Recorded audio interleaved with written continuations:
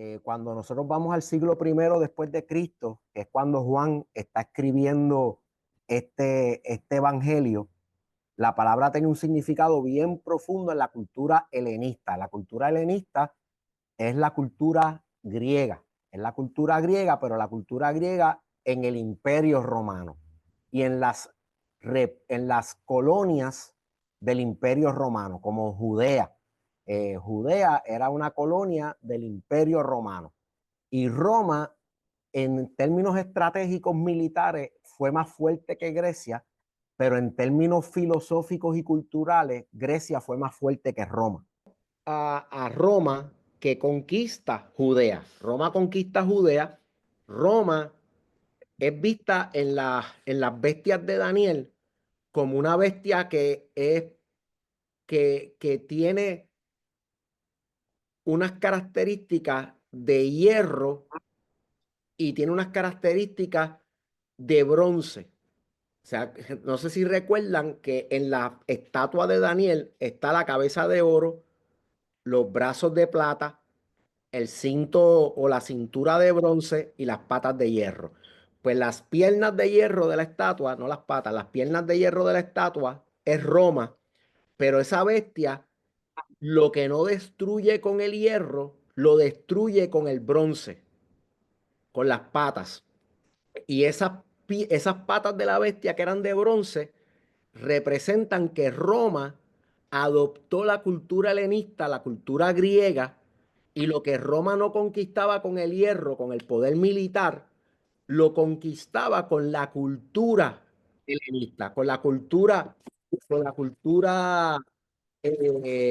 griega. Así que ya Judea, donde Jesús vivió, llevaba años, siglos, bajo el poder primero de Grecia, luego el poder imperialista de Roma. Es una colonia del Imperio Romano y esta influencia helenista de Grecia y ahora Roma con la cultura griega, los romanos eran tremendos estrategas militares, pero culturalmente adoptaron la cultura griega, le cambiaron unas cuantas cositas, pero ellos no tenían una cultura muy rica. Los romanos se enriquecieron con la cultura griega, pero esa influencia afectó a los fariseos, afectó a los saduceos, afectó a los judíos, afectó muchas cosas. Así que cuando nuestro escritor Juan toma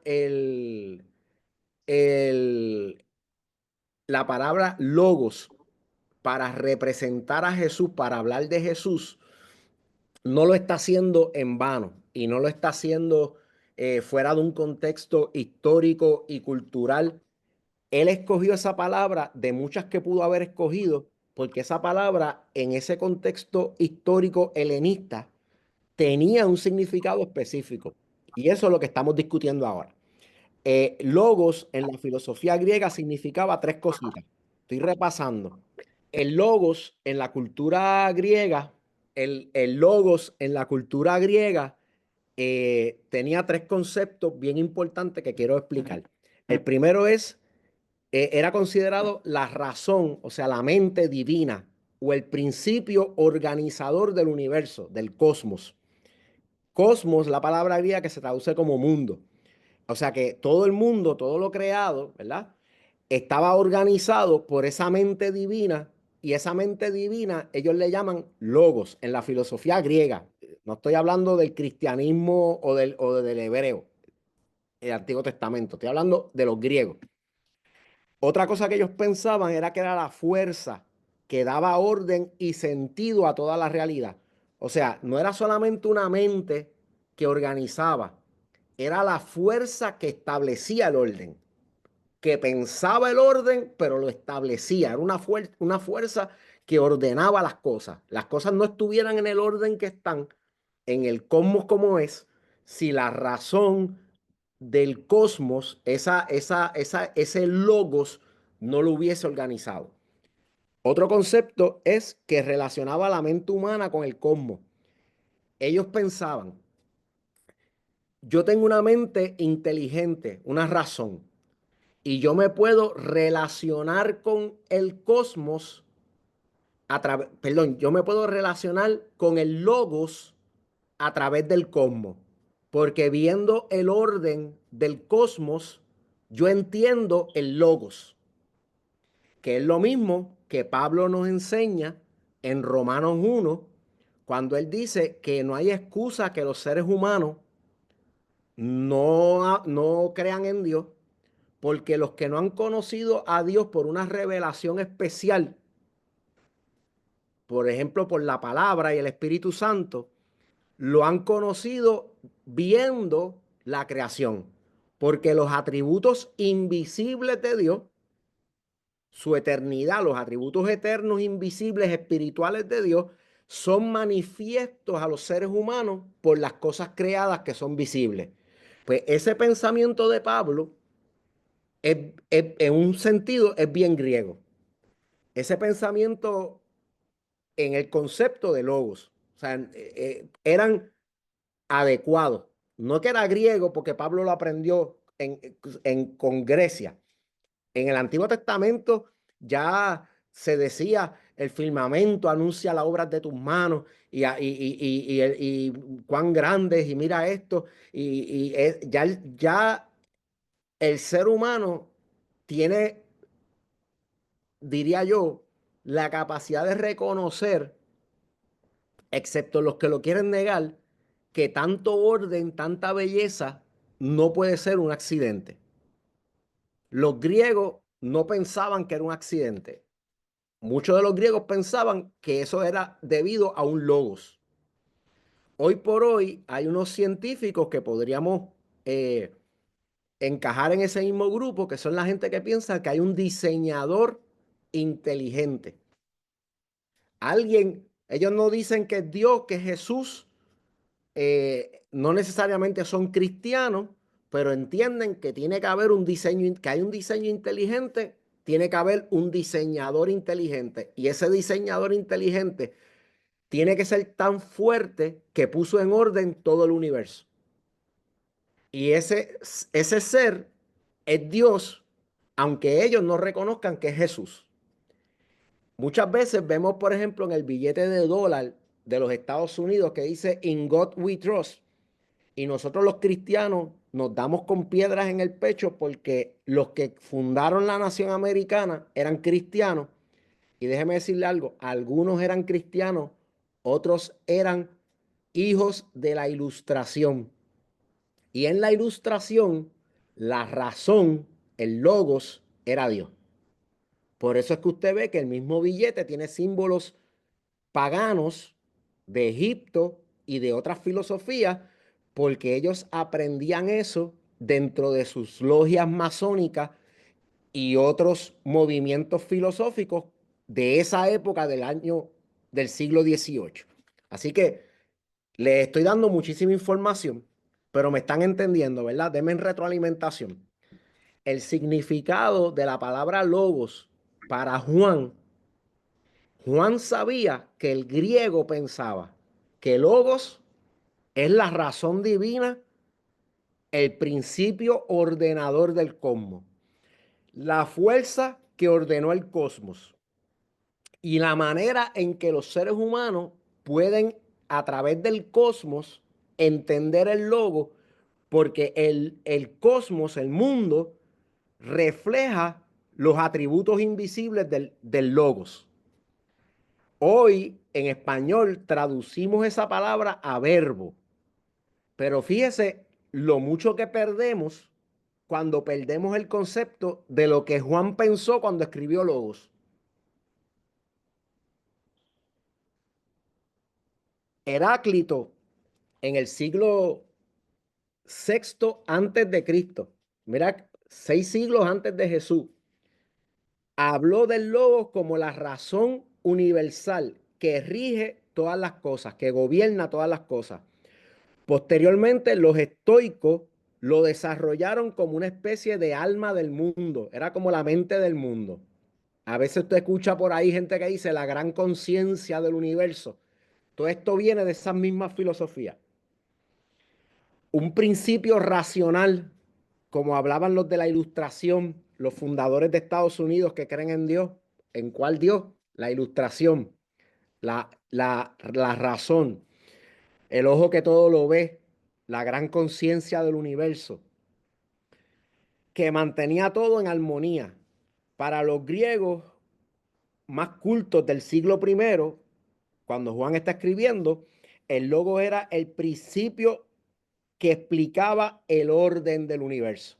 Así que Juan dice, yo le voy a escribir un evangelio a judíos y gentiles, pero mayormente a gentiles, porque acuérdense que ya la iglesia gentil está creciendo por todas las naciones. Así que yo voy a escribirlo en griego.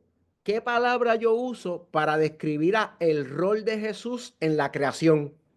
Pues en el principio era el Logos, y el Logos era con Dios. Pero aquí viene la diferencia que Juan establece. El Logos es Dios, y el Logos se hizo carne y habitó entre nosotros.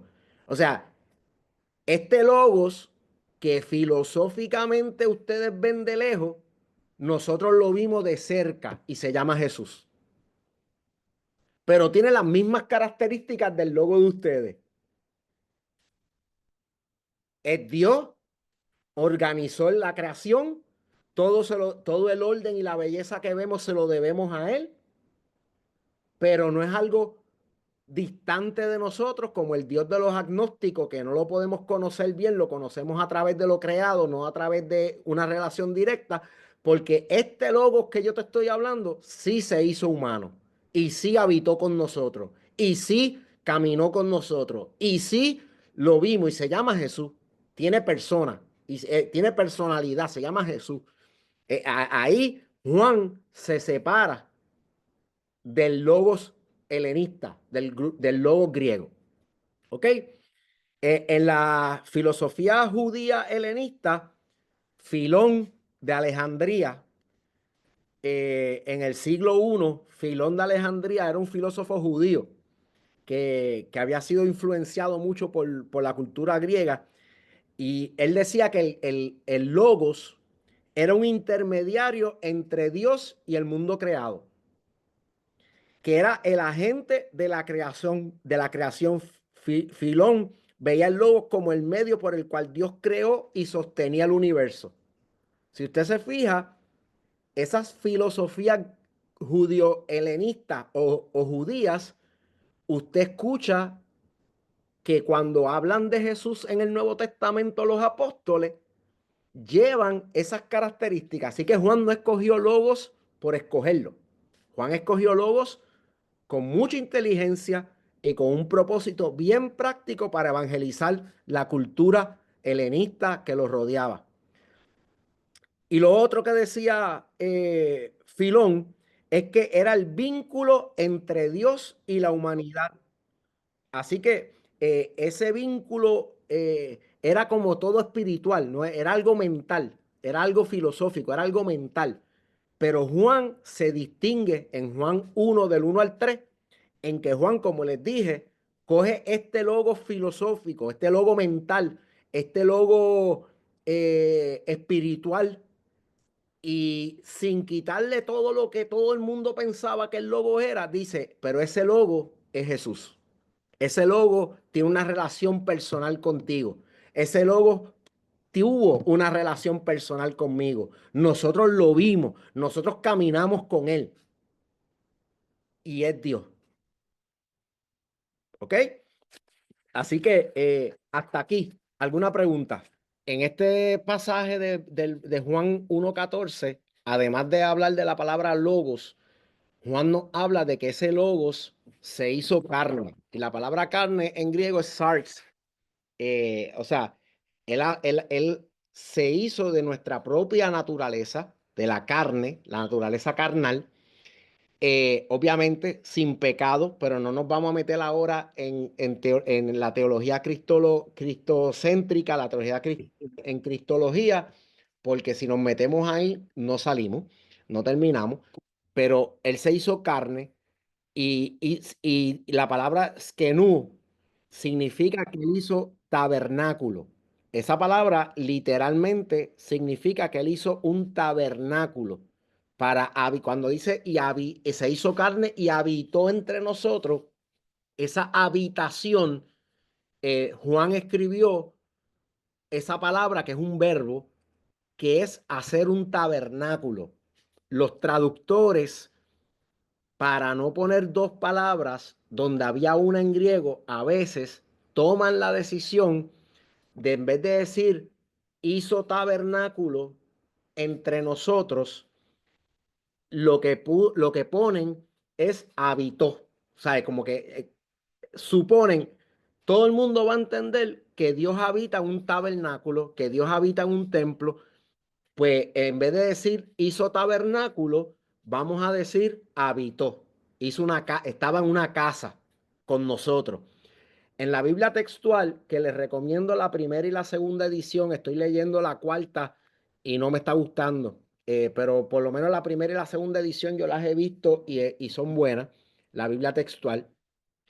La Biblia textual en este pasaje de Juan 1:14 escribe que él se hizo carne y tabernaculizó. Ellos crearon esa palabra para unir, hizo tabernáculo en una, tabernaculizó entre nosotros. Esa palabra está bien de acuerdo con la teología de Jesús, de que el templo de él era su cuerpo, de que él habitaba en ese templo. Le dijo a los fariseos, si ustedes destruyen este templo, en 3 días yo lo voy a reedificar. Los fariseos pensaban que estaba hablando del templo de Herodes, más el Espíritu Santo luego le reveló a los apóstoles que estaba hablando de su cuerpo. Así que este verbo, este logos, se encarnó, se hizo carne y habitó, tabernaculizó entre nosotros. Ahorita la palabra tabernaculizó, usted va a ver lo que yo veo que Juan tiene siempre, estos juegos de palabras y estos simbolismos que son bien interesantes. Así que cuando él hace esto, cuando el logos se, se, se tabernaculiza, se hace carne, habita entre nosotros, nosotros podemos contemplar a Jesús, la gloria, en él la gloria del unigénito, Hijo de Dios. Entonces ahí tenemos una palabra bien interesante que es theaomai, que significa contemplar o mirar atentamente. Se refiere a ver y discernir con los ojos y en algunos casos visitar. Mire, cuando Jesús se hace carne y se hace tabernáculo, casa, y habita entre nosotros, Jesús también habla de nuestro cuerpo como casa. Cuando dice que los espíritus inmundos salen, ellos van al desierto buscando casa donde habitar y cuando no la encuentran dicen, volveré a mi casa de donde salí. Así que esto es bien congruente con toda la teología del Nuevo Testamento. Cuando nosotros vemos o los apóstoles vieron a Jesús encarnado, ellos contemplaron, pero esa palabra contemplar es discernir a través de la vista, es estudiar atentamente, pero también es visitar. Es como cuando tú dices, voy a ver a John en República Dominicana o voy a ver a Silvia esta tarde a las 5 de la tarde. ¿Qué tú estás diciendo? Que la vas a ver por Facebook, que la vas a ver en una foto o que la vas a visitar. Por lo general, cuando en el español nosotros decimos voy a ir a ver al pastor que está en su casa o voy a ver a fulanito que está enfermo, tú lo que estás diciendo, yo lo voy a visitar. Entonces, fíjese que por un lado, Juan dice que él hizo casa, hizo tabernáculo, y por otro lado dice que nosotros lo visitamos. Es como si dijera, estamos visitando el templo para contemplar a Dios. estamos visitando el templo para contemplar a Dios. El Logos se hizo templo y nosotros lo visitamos y lo contemplamos.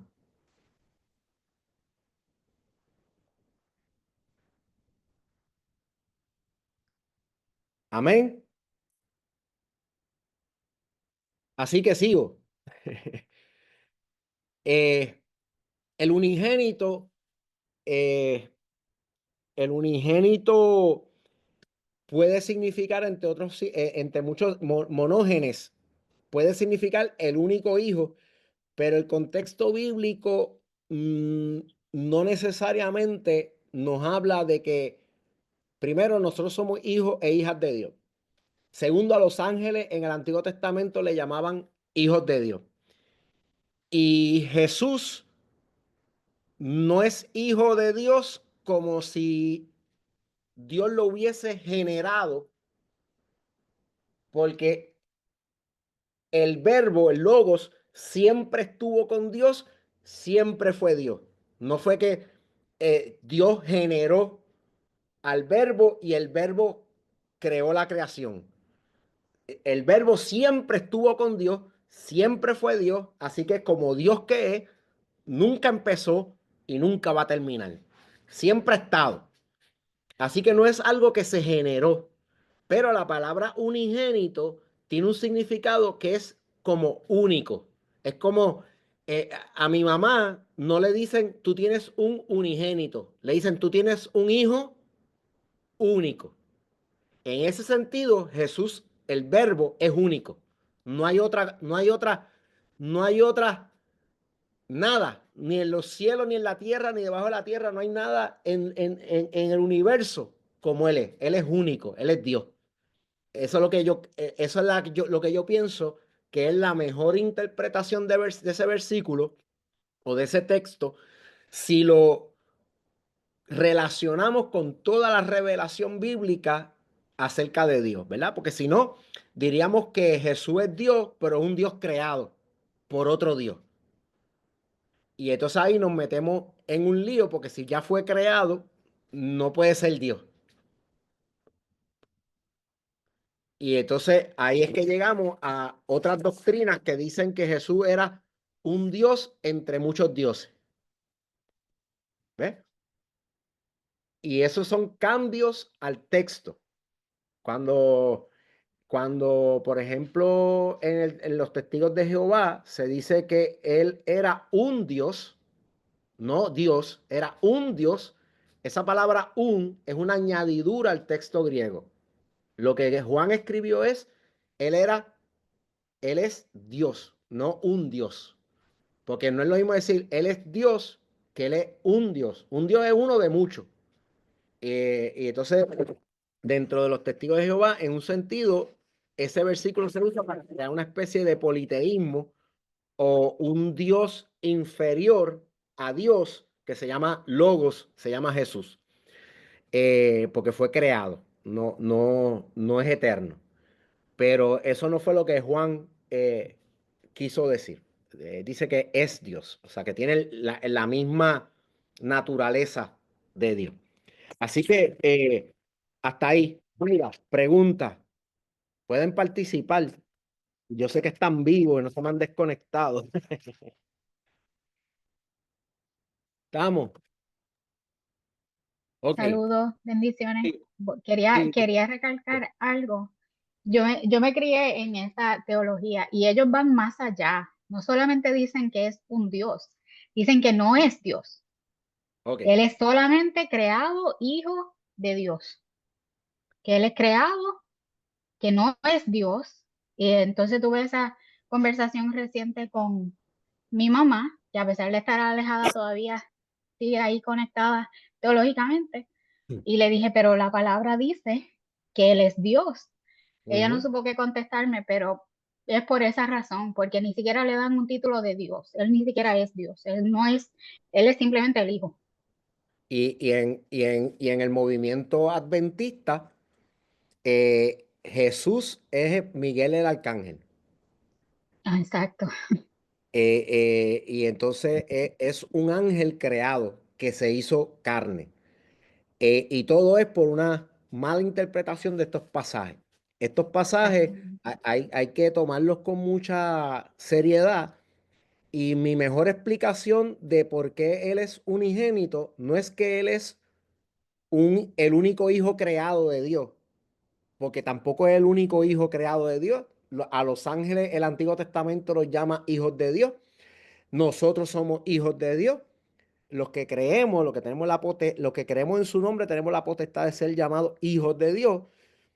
Así que Él no es unigénito, no es el único que nace de Dios. En un sentido, es el unigénito porque es único, especialmente Jesús. Jesús es único en el sentido de que cuando el Espíritu Santo había reposado sobre una virgen para crear en un vientre un hijo, pues es un evento único. En ese sentido, es unigénito. Pero el Logos es tan Dios como Dios y siempre ha estado. Entonces tenemos que tener ese cuidado de no confundir la gimnasia con la magnesia, como decía mi papá, y caigamos en un error doctrinal, ¿ok? Así que continuamos. Gracias, Iber, por tu participación. Ahora vemos que vimos la plenitud de la gracia y la verdad en Jesús. Y estas dos palabras las vamos a estudiar también con calma. Cuando vemos gracia, es una palabra que en estos días Ivette dio un mensaje de esto en la clase, en el curso de homilética, está en YouTube, lo pueden ver, muy buen mensaje. Es favor, es belleza también, es encanto, amabilidad, es un acto de generosidad, es una oportunidad beneficiosa, es un favor inmerecido de Dios hacia la humanidad. Es un regalo. Cariz es un don, es un regalo. Cuando se habla de alguien carismático, es que tiene como esa gracia, ese favor, esa persona que...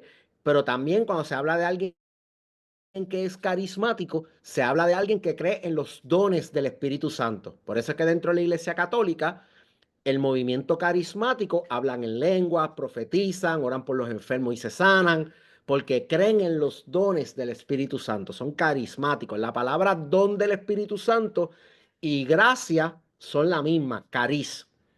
Y el don de Dios, que es el Espíritu Santo, nos da dones. El don de Dios, que es el Espíritu Santo, nos da dones.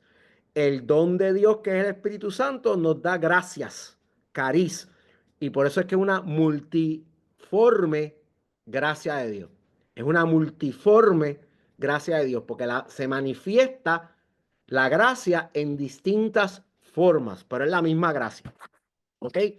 Así que cuando vamos a un poquito más adelante, ya pasé esto, vamos a tocar aletheia. Esta palabra, la primera vez que escuché esta explicación fue por el pastor Vladimiro Zúñiga y me puse a estudiarla y me enamoró el significado y se lo voy a compartir.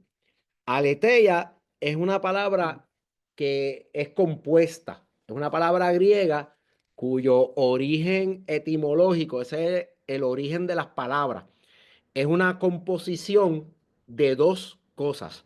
Está el prefijo a, que va antes de una palabra, y la palabra lece. La palabra lece es algo olvidado o algo oculto, algo que se escondió. Y el prefijo a es la negación de lo que venga después. Por ejemplo, si yo digo yo soy anormal, es que no soy normal. Pues aletheia es algo que no está oculto. Si no está oculto, en términos teológicos cristianos, fue revelado, porque estaba detrás de un velo escondido, como la presencia de Dios en el Antiguo Testamento cuando el velo no se había rasgado, pero Jesús revela a Dios. Por eso Jesús le dice a Felipe, el que me ha visto a mí, ha visto al Padre, porque Él es la revelación de Dios.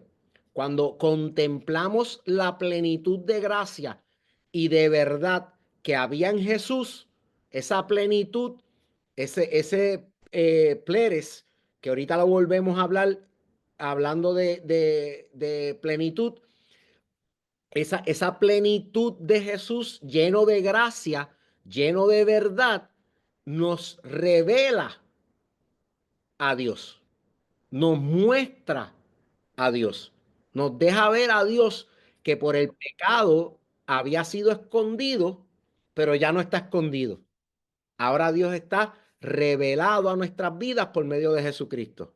El velo se rasgó y tenemos acceso a ese lugar santísimo para ver y conocer a Dios. Podemos relacionarnos con Dios. El camino está abierto. Jesús es el camino, la verdad y la vida. El camino, la verdad, la revelación, la aletheia y la vida. Miren la profundidad de esa palabra, ¿verdad? ¿Ok? Así que la plenitud de gracia en Jesús, Juan, y esto es bien importante como que para encajar en el tema de nosotros hoy, otra vez, Juan dice, el Logos que creó el universo, que es Dios y estaba con Dios en un principio, pero es Dios, es el mismo Dios. Ese Logos, ese poder organizador, esa razón que organizó el universo, eso divino, ese Dios se hizo carne, hizo un tabernáculo entre nosotros. Y cuando nosotros lo contemplamos, porque lo fuimos a ver, pudimos visitarlo. Imagínense, yo voy a ir al templo en Jerusalén a ver a Dios en el templo. Pero ellos no, ellos fueron a ver a Dios en Jesús. Ellos vieron a Jesús y viendo a Jesús conocieron la plenitud de la gracia y de la deidad. Vieron la plenitud de la revelación de Dios, de la aletheia de Dios. Pero estaba en Jesús estaba la plenitud de la gracia. ¿Ok? Hasta aquí. Pregunta y duda mientras cambiamos el slide.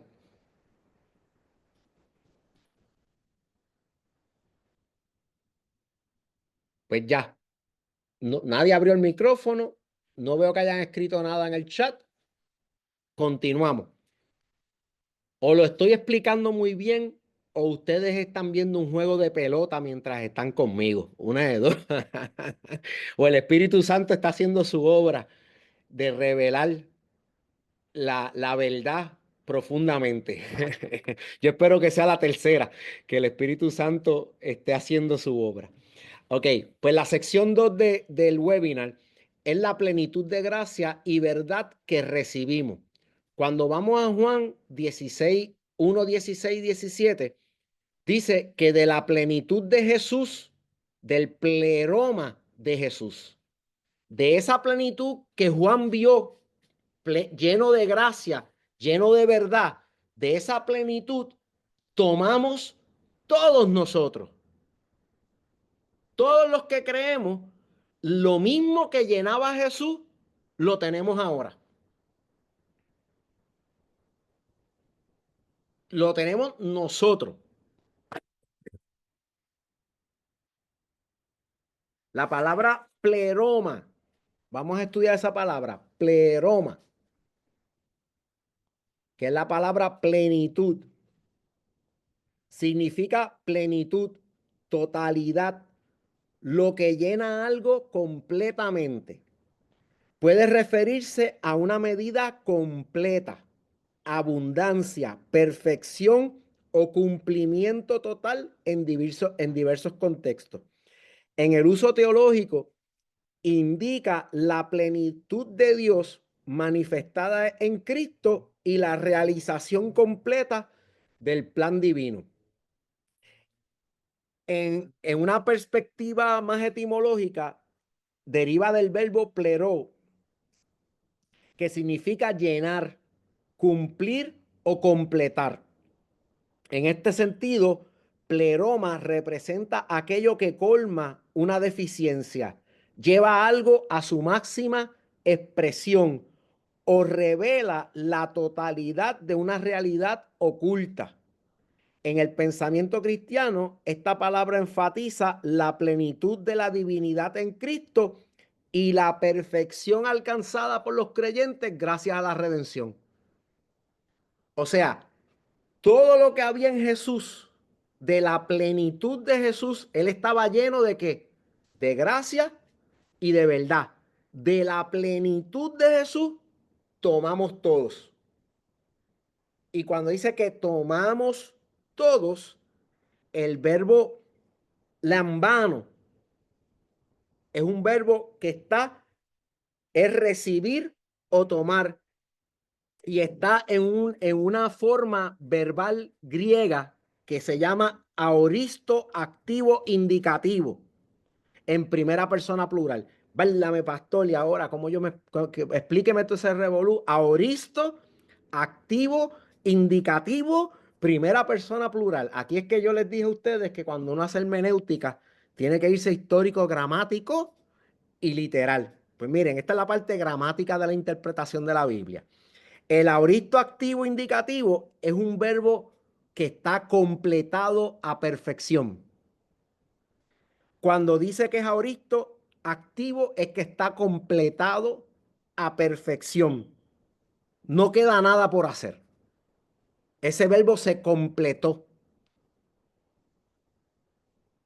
No es lo mismo decir de su plenitud estamos tomando todos. Porque ¿qué significa ese verbo? Que todavía estamos tomando. Cuando Juan lo escribió, dijo, de su plenitud tomamos todos. Ya lo tomamos. Ya lo tenemos. Ya está aquí. Ya lo tengo yo. Ya tú lo tienes. Tomamos todos los creyentes, todos, tú, yo. Ya lo tenemos. No lo vamos a tener. No lo estamos teniendo. No es que no es que lo estamos teniendo. Es que ya lo tenemos. Ya lo tenemos. Es un hecho, is given, está hecho. Ya lo tenemos. Y cuando dice que es indicativo, es que te está indicando que ya lo tenemos. Está completo y te está diciendo, esto está completo y quiero que tú lo sepas. En otras palabras, para que tú lo sepas, esto está completo. Si fuera puertorriqueño, diría, para que tú lo sepas, tú estás completo, porque tomaste toda la plenitud de Jesús, la tienes dentro de ti. Así que la plenitud de gracia y la plenitud de verdad que vi en Jesús, los creyentes la tomaron y la tienen. Ustedes tienen todo eso en ustedes. Es lo que Juan te estaría diciendo. Todo lo que yo vi en Jesús está en ustedes. Ustedes están plenos, completos en Él, perfeccionados en Él. Porque toda la plenitud de la gracia y toda la plenitud de la verdad está en ustedes por el Espíritu Santo. Está ahí. Ustedes la tienen. No es algo que van a buscar. Es que ya la tienes. No es algo que te va llenando. Es que ya estás lleno. Esa palabra, ¿verdad? Que como que contradice nuestra realidad de vida. Es una verdad revelada que contradice nuestra experiencia. Porque nosotros nos vemos tan imperfectos, tan poca cosa, tan quebrantados, tan dañados, tan inservibles, tan inmundos. Yo siempre digo, cuando pienso estas cosas, me acuerdo los hermanos que se suben al altar y dicen, Padre, yo solamente soy un trapo de inmundicia. Y yo me imagino que el Espíritu Santo y el Padre y el Hijo estarán hablando, pero él no escuchó que yo le dije a Pedro que no llames inmundo lo que ya yo limpié. Entonces es que nosotros no nos vemos desde nuestra perspectiva humana carnal como somos en Cristo. Tenemos un problema de identidad. Y ahí tenemos que sanar y renovar el espíritu de nuestra mente para que podamos comprobar cuál es la buena voluntad de Dios agradable y perfecta en nuestra vida. Y la buena voluntad de Él es que nos sintamos completos, perfectos en su gracia y en su verdad. Que de la plenitud que Jesús tiene, nosotros tenemos ya. Ya la tenemos. Es como dijo Juan en otro pasaje, el Espíritu no se da por medida. Y a veces pensamos que estamos a un cuarto de tanque, como los carros y la gasolina. Estamos a un cuarto de tanque del Espíritu Santo. O estás lleno o estás vacío, pero no puedes estar a un cuarto de tanque. Porque el Espíritu Santo no se da por medida. Y si el Espíritu Santo está en ti, la plenitud de Jesús está en ti. La plenitud de Dios. No es un cantito de Dios. Dios se puede picar en pedacitos. ¿Será Dios si lo puedo picar en pedacitos y dividirlo como una pizza? No les dé hambre ahora que se desconcentran. Pero me siguen, ¿verdad? ¿Por dónde voy? Estamos. Díganme que sí, por lo menos con la cabeza. Yo estoy viendo como a 4 de ustedes más nada, así que los demás no los puedo ver. ¿Ok? Así que de la plenitud de Jesús hemos tomado todos. Eso está en aoristo, activo, indicativo. Eso es como decir un pretérito perfecto. Es algo que ya se hizo. No, no es un pretérito continuo, no es que algo que está pasando, empezó ayer y todavía está pasando. Eso ya está hecho, ya está hecho. Consumado fue, ya está hecho. Está hecho. Eso es una obra hecha. Entonces tenemos que empezar a vivir en esa obra hecha. Por la renovación del espíritu de nuestra mente, por una sanidad de nuestra identidad y dejar de vernos como la vieja criatura, empezar a vernos como una nueva criatura en Cristo. Dejar de vivir como personas que tenemos vacíos y empezar a disfrutar la plenitud que tenemos. Poniendo nuestra mirada no en las cosas que se ven, sino en las que no se ven, que son eternas. Tenemos la capacidad de contemplar ese Dios porque hoy el tabernáculo de Dios soy yo. Hoy no tengo que irlo a visitar ni en el templo de Jerusalén, ni a Jesús, el templo maravilloso de Dios. Hoy yo soy el templo y Él habita conmigo. Cuando lo voy a visitar tengo que casi mirar para adentro. Pero todavía pensamos que vamos al culto para encontrarnos con Dios. Estamos viviendo una realidad del viejo pacto en el nuevo pacto. Y echamos a perder el uno y el otro. Porque no le podemos poner remiendo nuevo a traje viejo. Ni vino nuevo a odre viejo. Estamos mezclando pensamientos acá. Y tenemos que empezar a separar lo que es de la gracia que lo que es de la ley. Y empezar a vivir en las consecuencias completas y perfectas que Cristo provocó y pagó a precio de sangre por nosotros. Y mantenernos en esa verdad que muchas veces podrá contradecir nuestra realidad, pero es que nosotros no vivimos por vista. No podemos caminar por lo que vemos, caminamos por lo que creemos. Y en ese caminar de fe vamos a ir venciendo de victoria en victoria, de gloria en gloria, cada vez siendo transformados a la imagen de aquel que nos amó.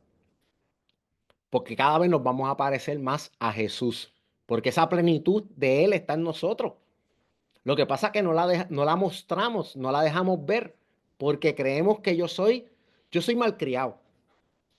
No, tú no eres malcriado, tú eres como Jesús.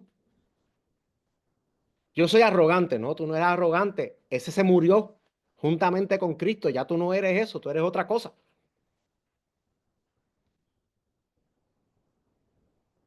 Yo soy esto. No, no, eso murió con Cristo. Tú eres una nueva criatura, las cosas viejas pasaron. Hay una renovación que necesitamos para revestirnos de la nueva humanidad, del nuevo ser humano que somos en Cristo. Esa renovación tenemos que trabajarla intencionalmente y confrontarnos ante, pero si no estudiamos la palabra, si no intimamos con el Señor, ¿con qué vamos a confrontar la realidad presente con la verdad presente? Yo estoy en una realidad de debilidad, aquello y lo otro, pero yo tengo una verdad que es más grande que la realidad.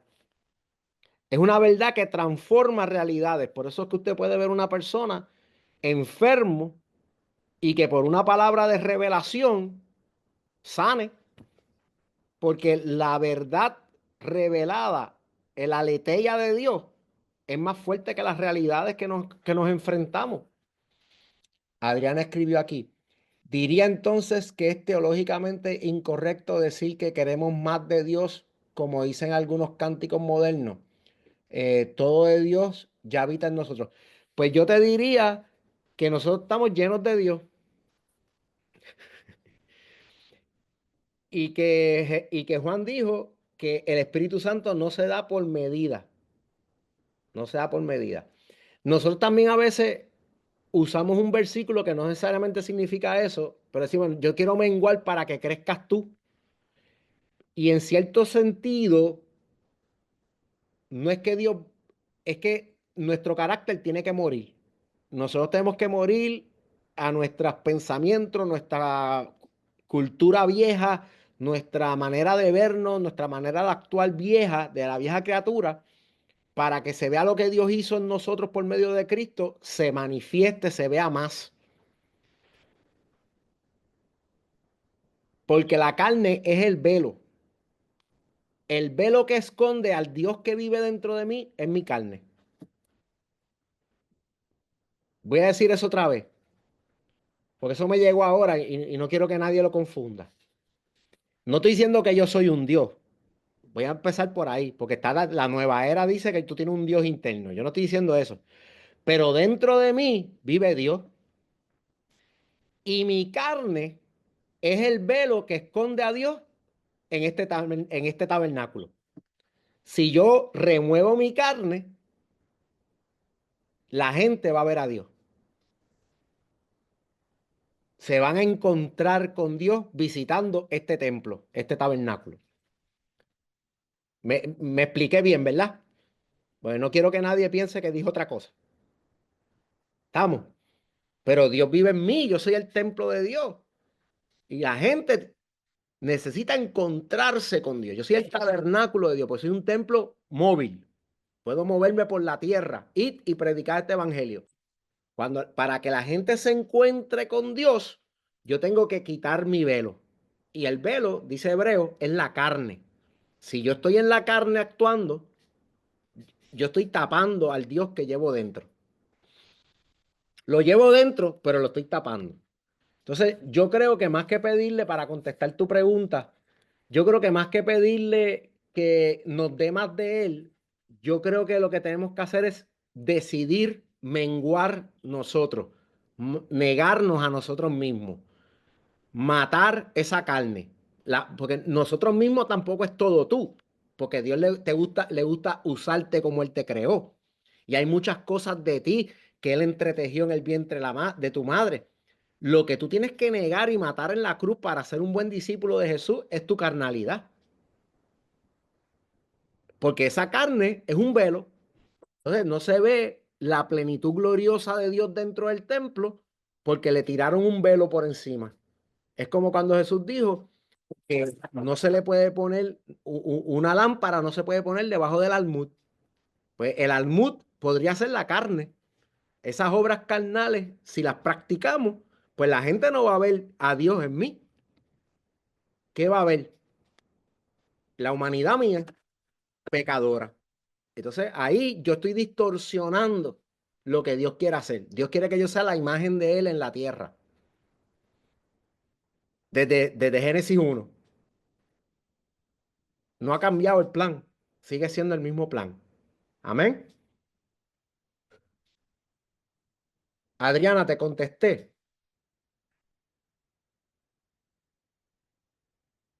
Ok, sí, muy bien, pues seguimos.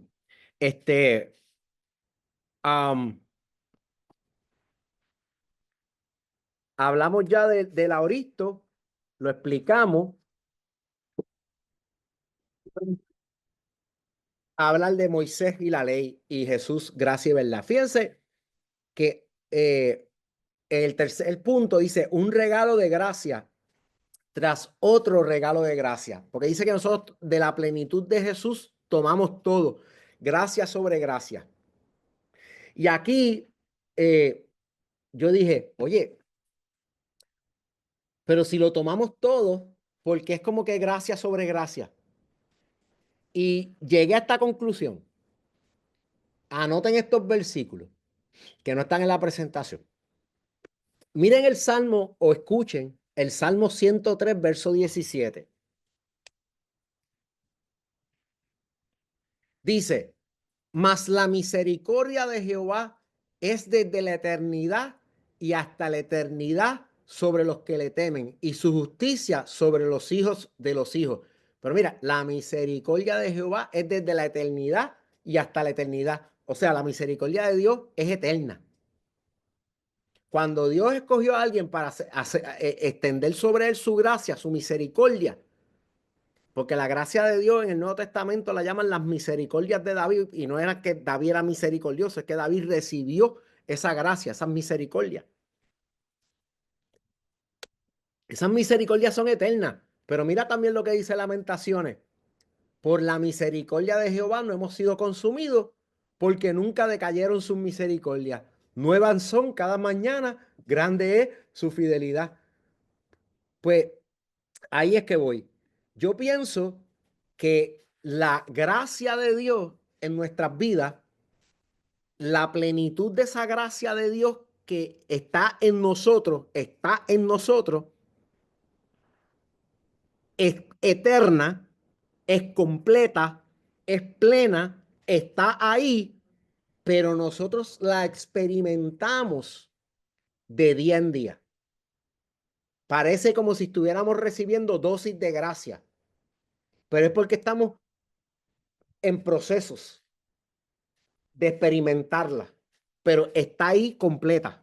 No sé si me parece paradójico. No es que te está llegando nueva, no es que te está llegando un paquete todos los días, un poquito más. Está ahí, pero tú experimentas cosas nuevas todos los días de esa gracia. Pero está ahí.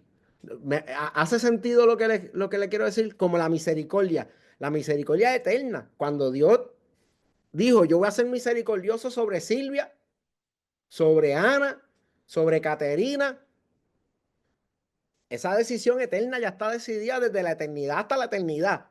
Pero todos los días, en tu experiencia humana, tú ves esa misericordia nueva. Parece nueva, pero es eterna. Paradójico. Cosas del reino que son paradójicos. Me captaron esa. Digo, a la capacidad, porque yo no la entiendo bien tampoco, pero yo lo veo así. Lo veo como la misericordia. La misericordia es eterna desde la eternidad hasta la eternidad, pero la experiencia humana, porque fíjese, David está hablando de la eternidad de la misericordia y en Lamentaciones, Jeremías, que está pasando por un montón de problemas, está viendo una misericordia nueva todos los días. Porque en sus experiencias humanas es como si fuera algo nuevo. Mira, yo no pensaba que Dios iba a ser misericordioso hasta aquí. Ah, pero mira, lo es. Ah, yo no pensaba que... Ah, pero mira, lo es. Y así nosotros estamos descubriendo lo que ya tenemos. Parece que todos los días tenemos un paquete nuevo. Pero ya está completo ahí. No sé si... hay cosas en el reino que son así paradójicas. No puedo hacer nada más. Perdónenme, no puedo hacer nada más. Mi mente llegó hasta ahí. Así que Moisés nos dio la gracia, la ley, perdón. La ley vino por Moisés. La ley es revelación de Dios, pero en Jesús se nos fue dada la gracia y la verdad. A mí me han dicho que yo predico mucho de amor, que yo predico mucho de gracia, que yo debo predicar más de ley. Pero mire, la ley la predican los religiosos y hasta el diablo.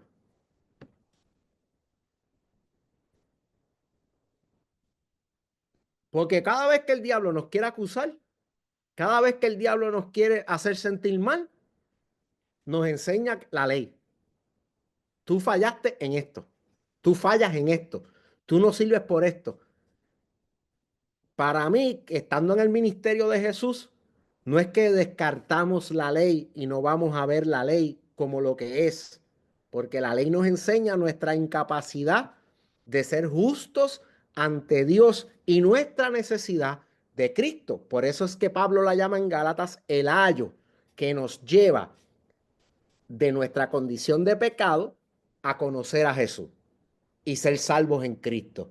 Pero hoy que estoy en Cristo, yo lo que tengo que conocer es esa plenitud de Jesús en mí, la gracia y la verdad.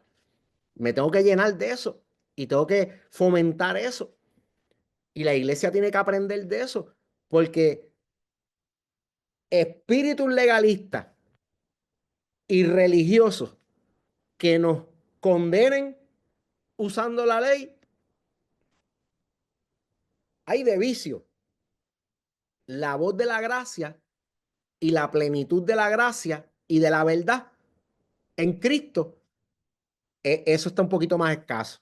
Así que vamos a suplir lo que es necesario y lo que ya hay, pues que el que se quiera dedicar a eso, pues está ahí. Esa es mi postura. Ahora, con eso no digo que no predico en contra del pecado, que no predico que la gente puede, yo no predico que la gente puede pecar como le dé la gana y como quiera va a ser salvo. Yo predico la gracia y la verdad porque a la medida que la gente entienda la gracia y la verdad, la gracia le va a enseñar a apartarse de la iniquidad, del pecado, y la gracia lo va a empoderar en sus debilidades para que deje la carne y viva en el espíritu. Y entonces se vea más a Cristo. Pero enseñando condenación, no logró eso.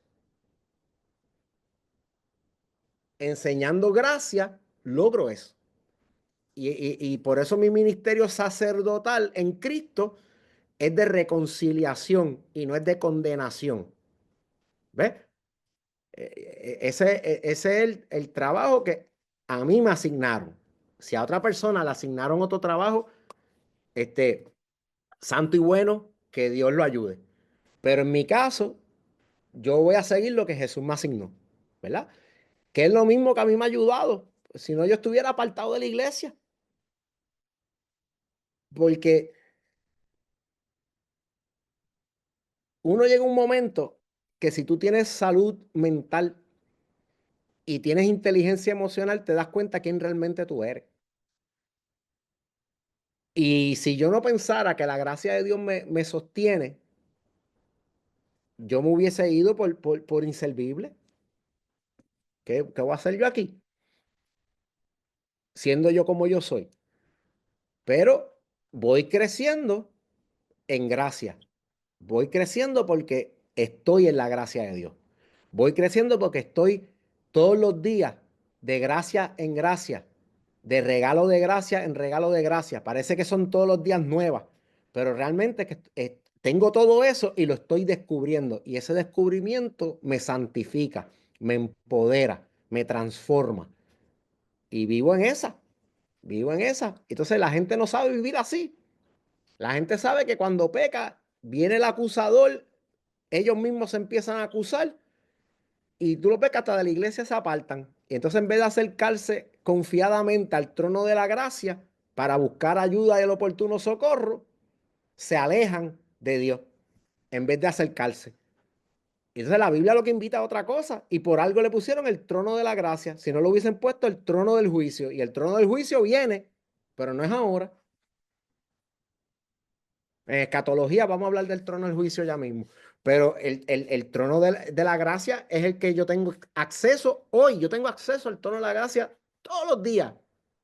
Es más, cuando me veo en tentación y en debilidad es cuando más debo correr allá adentro y enjocicarme de frente delante del trono. Enjocicar es una palabra griega que significa tirarte de bruces en español de domingo. Tirarte ahí de safe, como los peloteros cuando se van a robar una base.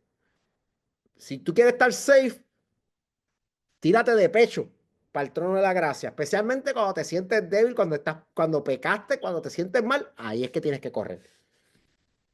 Por lo general, lo que nos dicen,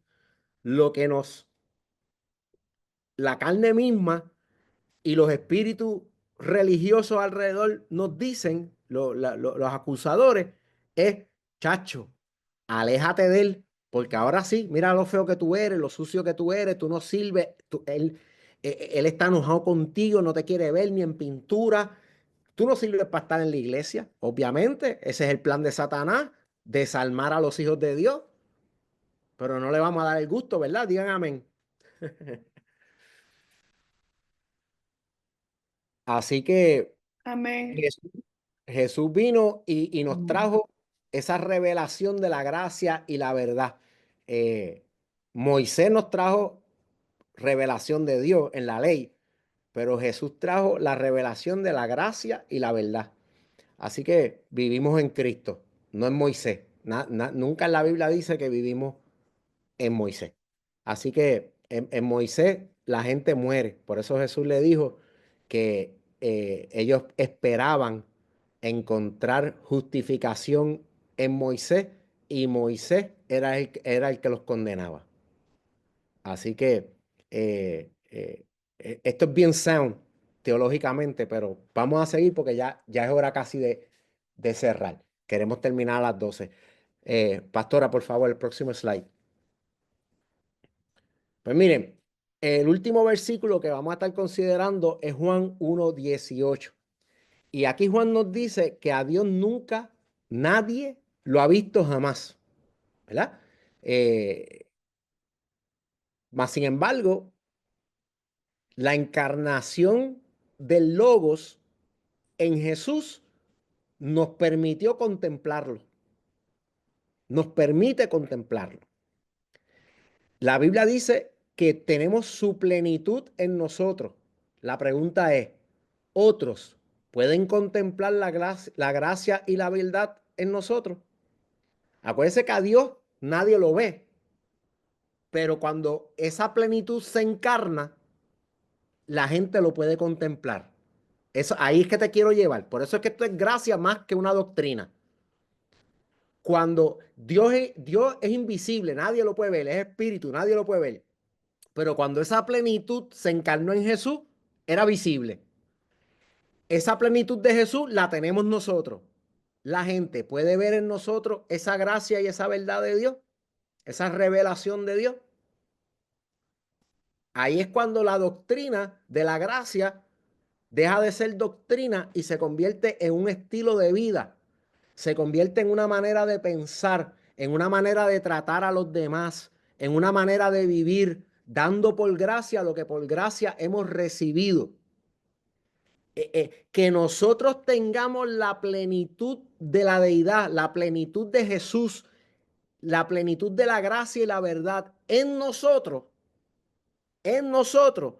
nos obliga moralmente, espiritualmente, a mostrar esa revelación, esa gracia, esa verdad a los que nos rodean que no pueden por ellos mismos ver a Dios.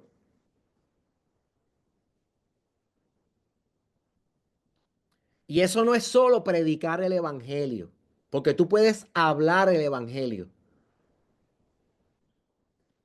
Es mostrar por nuestras obras lo que tenemos en nosotros.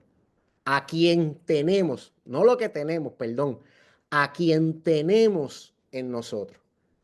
Que cuando hagamos nuestro ministerio, no es porque estamos en el podio, no es porque estamos con una Biblia en la mano, es porque le estamos dando un platito de comida al hambriento, estamos visitando al enfermo, estamos orando por una necesidad, estamos supliendo otra necesidad aquí, otra allá. Como Santiago le dice a la iglesia, Si ustedes ven que alguien tiene una necesidad y ustedes le dicen, ve que vamos a orar por ti y no suples esa necesidad, tu fe sin obra es muerta.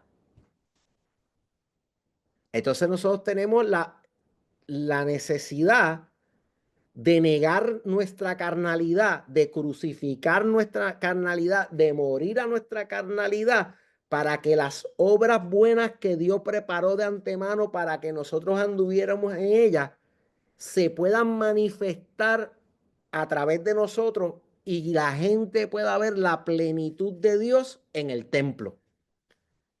Y vuelvo y digo, no es el templo en el que yo estoy ahora sentado. Es el templo que son ustedes, que soy yo. Dios quiere mostrar su plenitud en ti. La plenitud de su gracia, la plenitud de su verdad, de su aletheia, de su revelación. Él quiere que la gente a través de ti lo conozca, porque no lo pueden ver sin ti. Nos pone una carga ministerial, una carga, una responsabilidad que tenemos que cumplir en amor.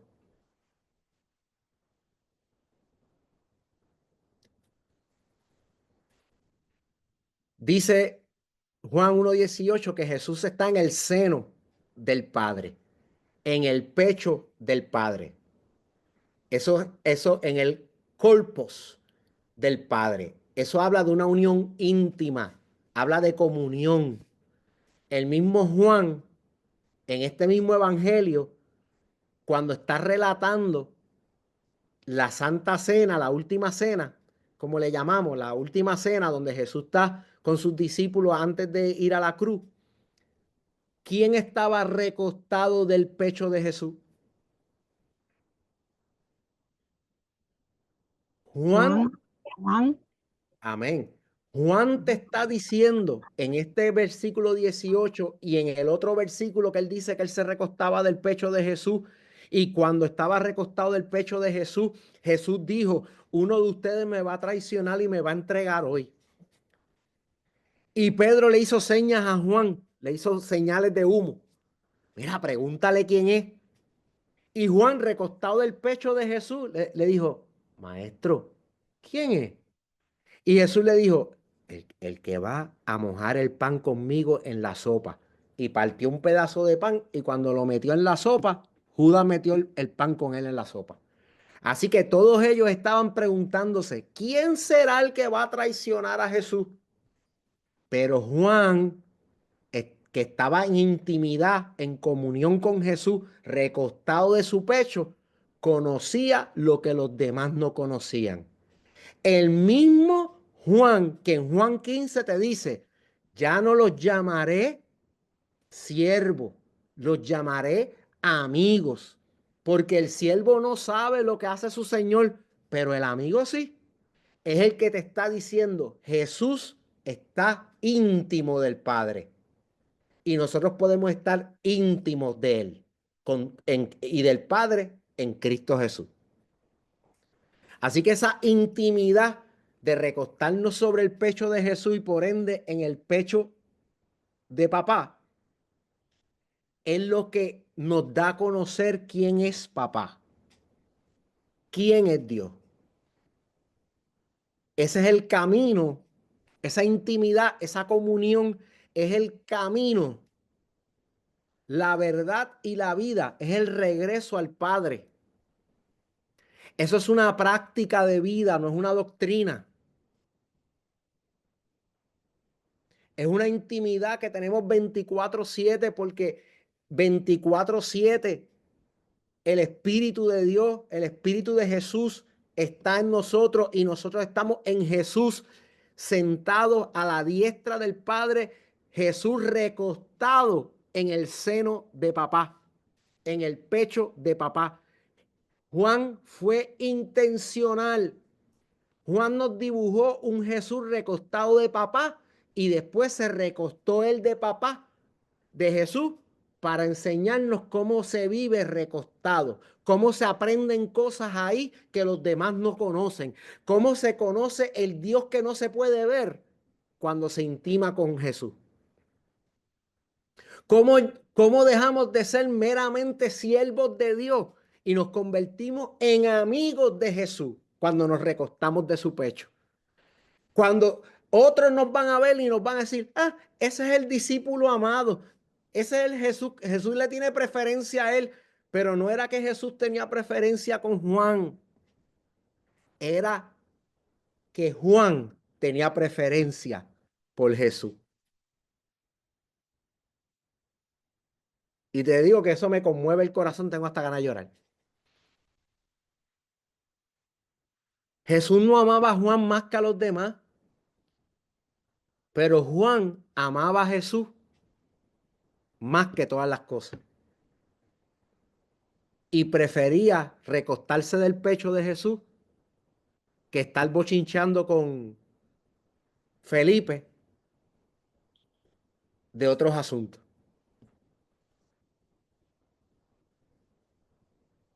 Así que Juan en la mesa conoció cosas que los demás ignoraban. Tenía revelación que los demás no tenían.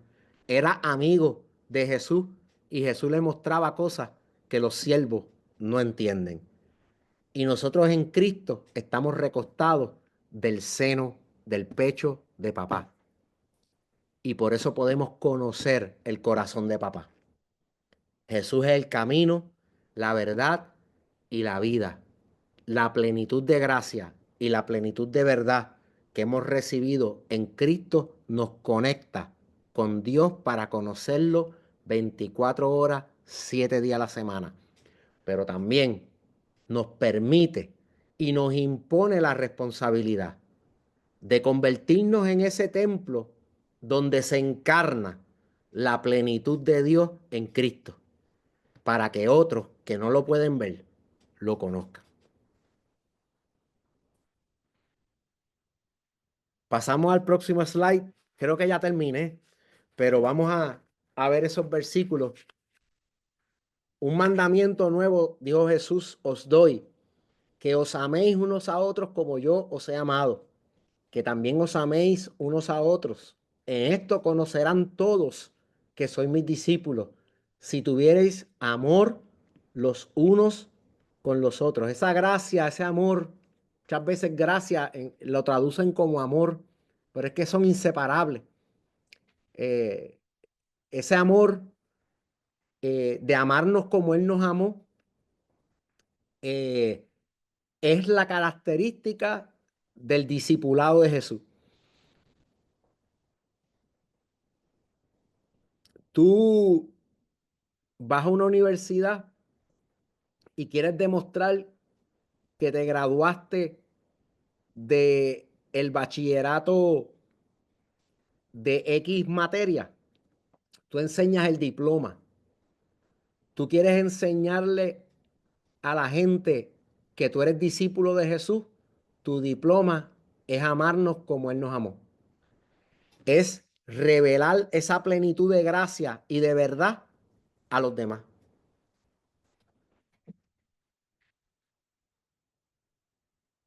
Amén. ¿Hace sentido? Estoy ministrando. Preach it, pastor. Sigo. Como dice el pastor amigo de nosotros, sigo, paro.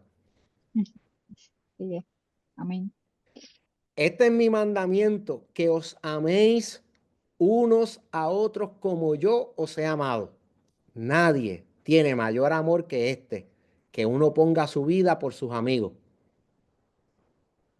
Ahí está ya Jesús tratándonos como amigos, pero nos está invitando a hacer lo mismo. Ahí es que viene en el discipulado la muerte de cruz.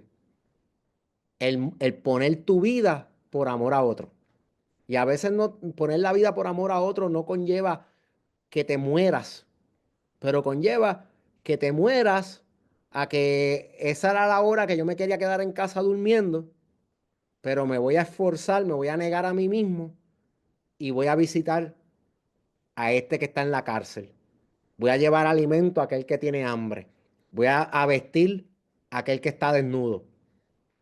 Porque el día que el trono de la gracia se transforme en el día del trono del juicio, Jesús va a sacar las ovejas de los cabritos y el trigo de la cizaña mediante ese criterio, las obras de amor.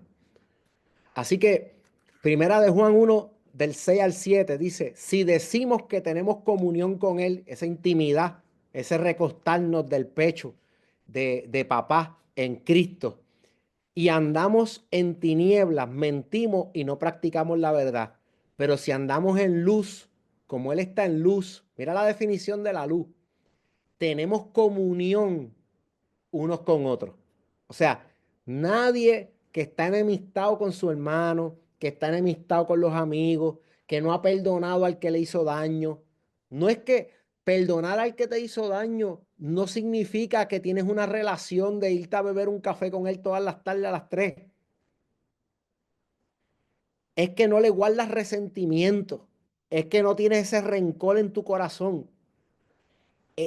Amar al enemigo significa eso. Yo siempre he dicho, yo puedo amar a mis enemigos. Yo tengo gente que han querido ver mi cabeza donde tengo los pies. Yo los puedo amar, yo los puedo ayudar, los veo en la carretera que se le dañó el carro, yo los ayudo, pero yo no le dejo a los nenes míos para que me los cuiden. Porque que yo lo ame no significa que yo no sepa qué es lo que dan y qué tipo de relación yo puedo tener con esas personas. Eso es sano, pero los amo, los ayudo y ojalá que se conviertan y se arrepientan de su mal para que podamos ser amigos. Pero amigos, amigos, que yo amo a una persona no significa que es mi amigo. Mis amigos tienen un nivel de amor más allá y de relación. El amigo es una relación. El amor es cuidar. Ya usted entiende. Creo que no me tengo que explicar mucho en eso. Pero si andamos en luz como Él está en luz, tenemos comunión unos con otros y la sangre de Jesucristo, su Hijo, nos limpia de todo pecado. Así que esa sangre que siempre está limpiando funciona perfectamente cuando tú estás en el espíritu de amar como Él amó, de tener comunión con los demás. Porque no podemos decir que amamos a Dios a quien no vemos si aborrecemos al hermano que vemos. Es el mismo Juan. Fíjate que todos los versículos que te estoy usando es el mismo teólogo, es el mismo escritor, es el mismo tipo que se recostó en el pecho de Jesús. Es el mismo. Próximo, pastora. Dice, Primera de Juan 2, 6 al 11. El que dice que permanece en él debe andar como él anduvo. Y acuérdate que Jesús era un tabernáculo que andaba en la plenitud de gracia y de la verdad. Y esa plenitud tomamos nosotros. Gracia sobre gracia. Así tenemos que andar como él anduvo. Ese es nuestro reto. Ese es nuestro fin.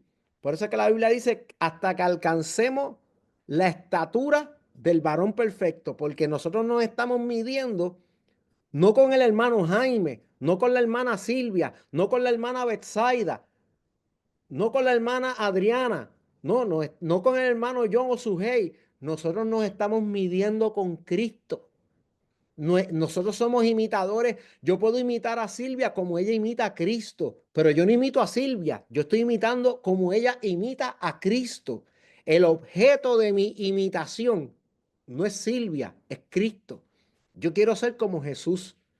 El que tiene eso claro, el día que Silvia, perdóname Silvia que te use como ejemplo, el día que Silvia comete un error, no se frustra con la iglesia, no se frustra con todo el ministerio, no se va para su casa y se encierra, porque Silvia no era nunca el objeto de su adoración, no era nunca el objeto de su servidumbre, no era nunca el objeto de su amor más grande, de su imitación. Silvia era un instrumento donde vive el que yo imito. Y yo estoy viendo en Silvia cosas del que yo imito. Ay, yo quiero imitar al que yo imito, pero no es que Silvia no es el centro de mi discipulado. Yo soy discípulo de Jesús. Sigo siendo discípulo de Jesús. ¿Ok? Es una denominación religiosa también, pero sacándolo de la denominación, yo sigo siendo discípulo de Jesús, discípulo de Cristo. Amén.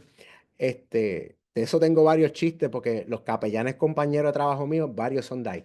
Así que dice, hermanos, os escribo mandamiento nuevo. No, no os escribo mandamiento nuevo, sino el mandamiento antiguo que habéis tenido desde el principio. Este mandamiento antiguo es la palabra que habéis oído desde el principio. Sin embargo, os escribo un mandamiento nuevo que es verdadero en él y en vosotros. Fíjate, este mandamiento nuevo es verdadero en él y en vosotros, o sea, en nosotros la iglesia, porque las tinieblas van pasando y la luz verdadera ya alumbra. El que dice que está en la luz y aborrece a su hermano, está todavía en tinieblas. El que ama a su hermano permanece en la luz y en él no hay tropiezo. Pero el que aborrece a su hermano está en tinieblas y anda en tinieblas y no sabe a dónde va, porque las tinieblas le han cegado los ojos. Así que miren qué importante que esa plenitud de gracia y de verdad que nosotros recibimos se la demos a los demás. Dad por gracia lo que por gracia recibieron. Porque en eso es que estamos cumpliendo la ley real, la ley de Jesús. Estamos en el reino. Ahí es que estamos en el reino. Tanto que el mismo Juan, no lo puse porque pensé que era demasiado, pero como tengo unos minutitos, te lo voy a decir. En primera de Juan 4, Juan dice, el que no ama no es de Dios ni conoce a Dios, porque Dios es amor. Entonces, si tenemos la plenitud de la deidad, la plenitud de Dios en nosotros, ¿qué tiene que permear de nosotros? ¿Qué tiene que salir del templo? Cuando la gente vea la gloria de Dios en el templo, ¿qué es lo que va a ver si Dios es amor? Entonces, hay gente que dice que yo predico demasiado mucho amor.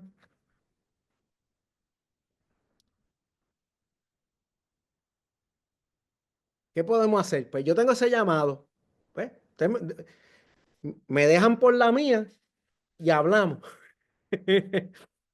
Porque ese es el llamado que a mí Dios me dio. No tengo otro. No puedo hacer otra cosa. El amor confronta, ¿sí? El amor corrige.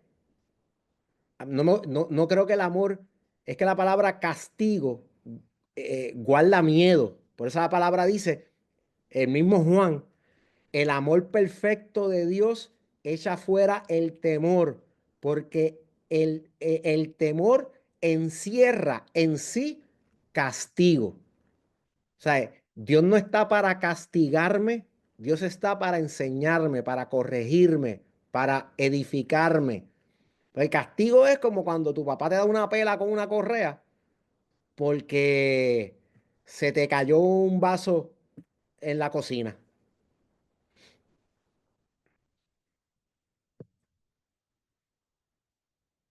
Es como cuando mi papá me castigó y me dio una pela porque yo estaba lavando el carro mal, pero nunca me había explicado cómo se lavaba el carro bien.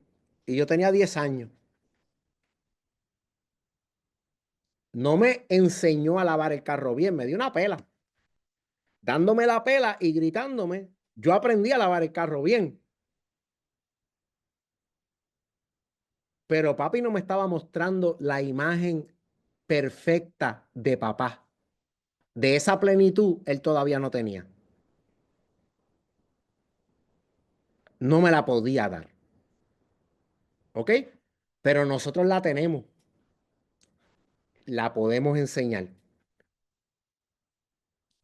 A veces tenemos esta imagen del Antiguo Testamento y vemos la gloria del Señor que llena el templo, que los sacerdotes no pueden ni ministrar. Vemos esa columna de nubes sobre el tabernáculo y de fuego sobre el tabernáculo y decimos, yo pienso que en nuestra ignorancia, yo quisiera que las cosas fueran como en ese tiempo, pero es que la plenitud de Dios se metió en nosotros.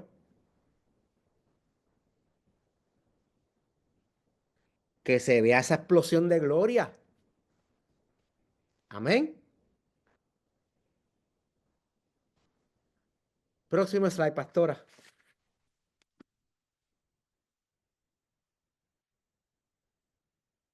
Bueno, tenemos 3 minutos para que ustedes compartan algún comentario, alguna reflexión. No todos a la vez, pero poco a poco los que quieran decir algo pueden decirlo. Abrimos el espacio.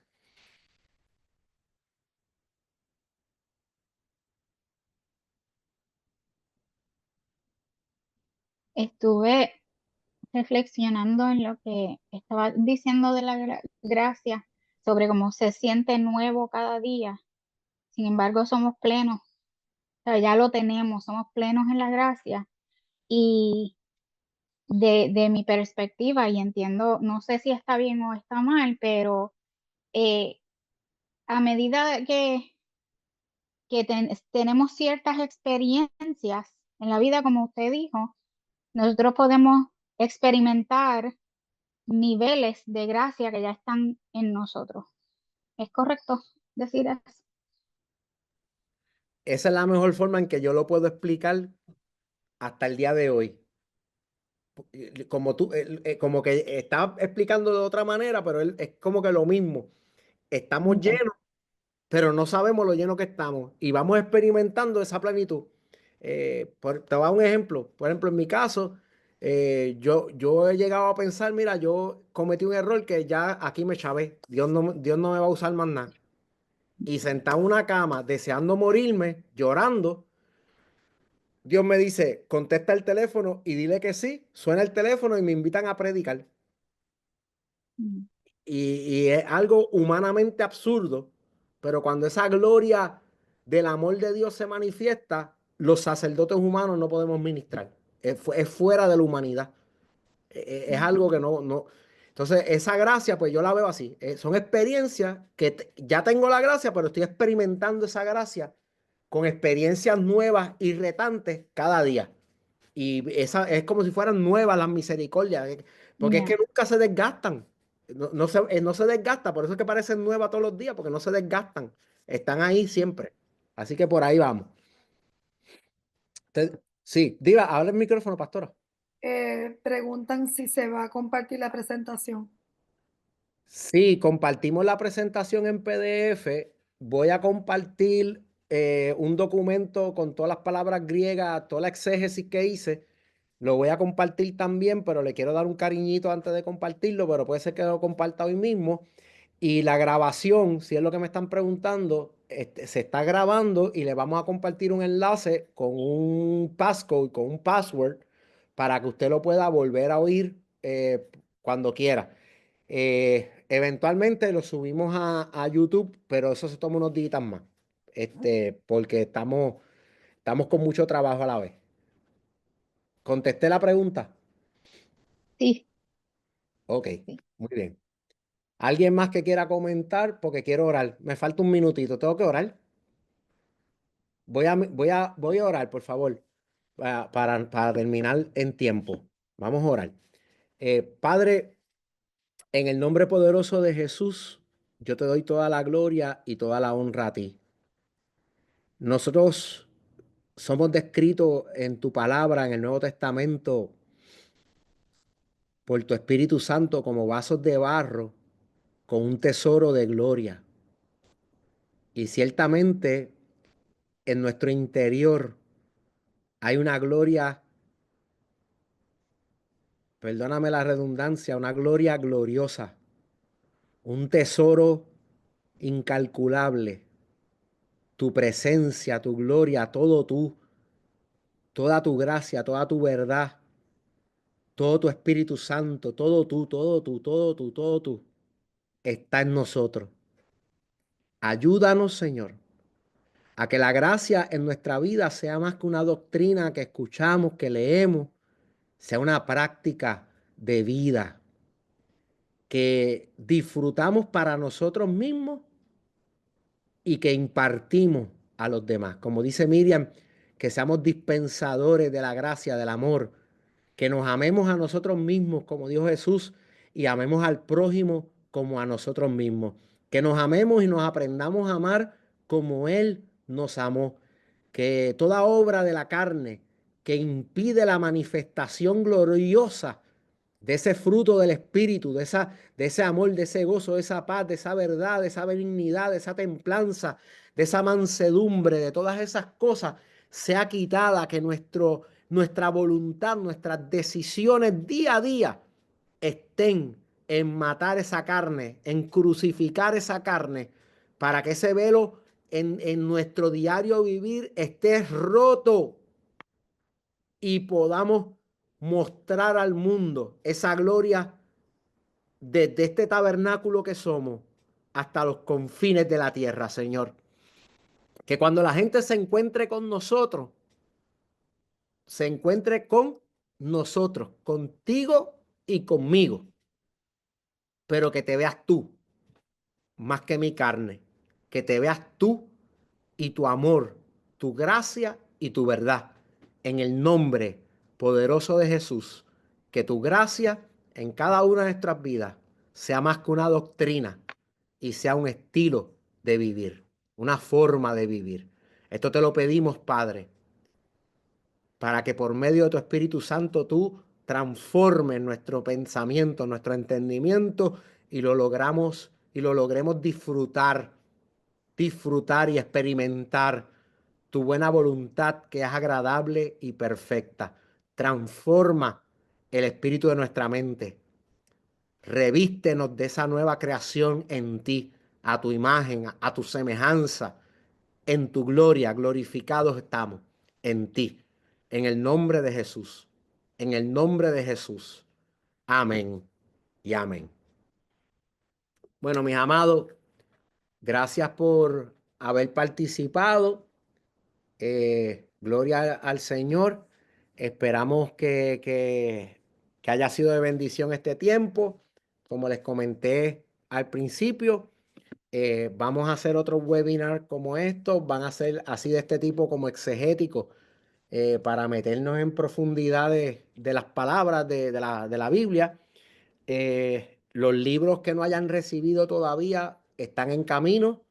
El libro no contiene este contenido, aunque algunas cosas las tocamos, pero si este webinar le provocó a usted leer, entender, querer entender, conocer más la gracia de Dios, 28 días de gracia, que lo recibió, lo va a recibir, te va a ayudar a poco, de día en día, vayas conociendo la gracia que te llenó y que recibiste en plenitud.